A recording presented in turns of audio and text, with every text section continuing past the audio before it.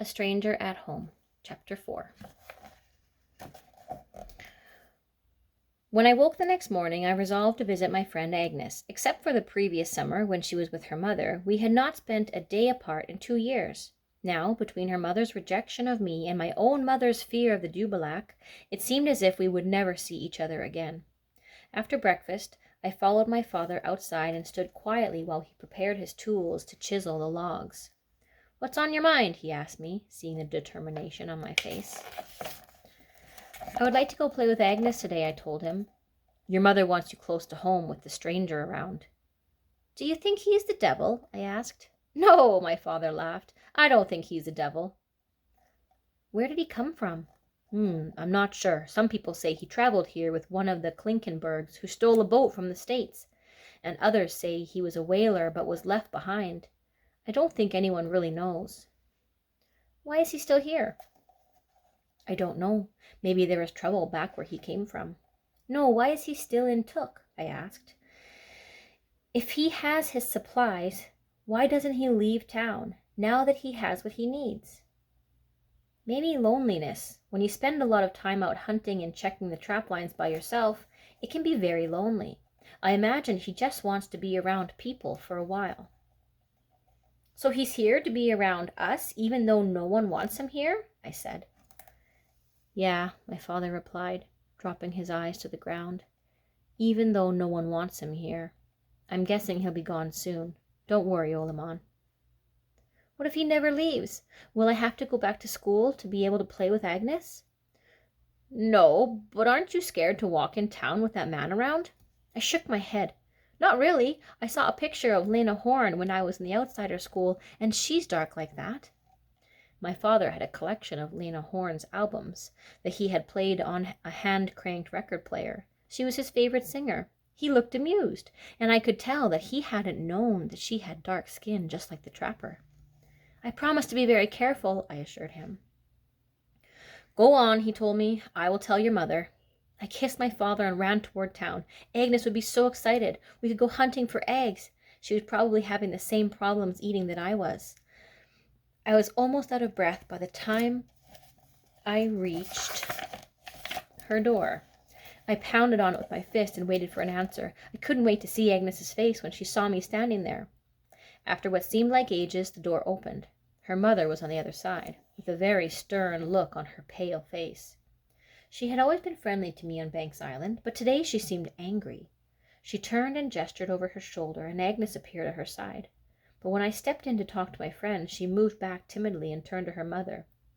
Then she turned back to me. "Would you like to go hunting for eggs?" I asked. She stared at the toes of her hammock. "I'm not allowed."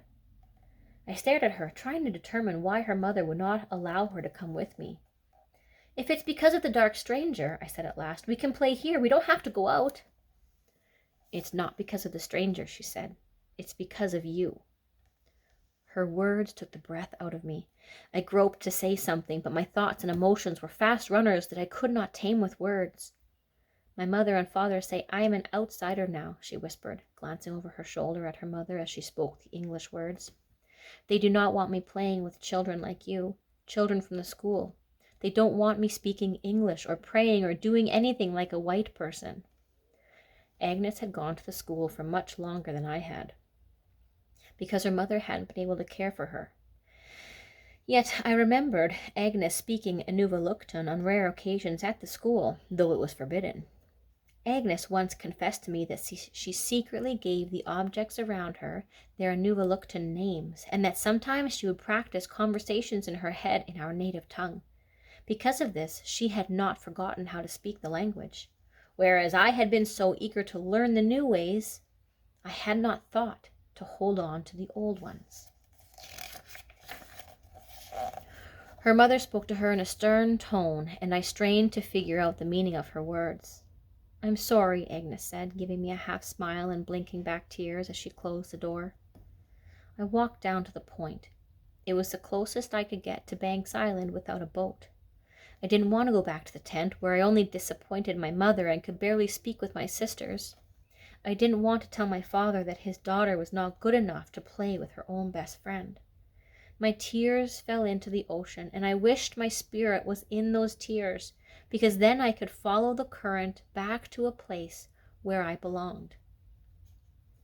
Gradually, I became aware that I was not alone.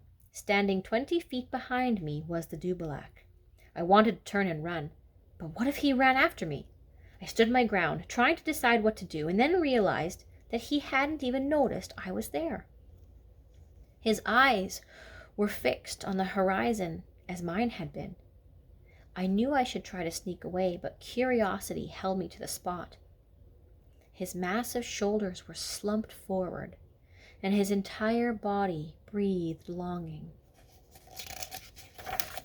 I wiped my tears on the sleeve of my parka and straightened.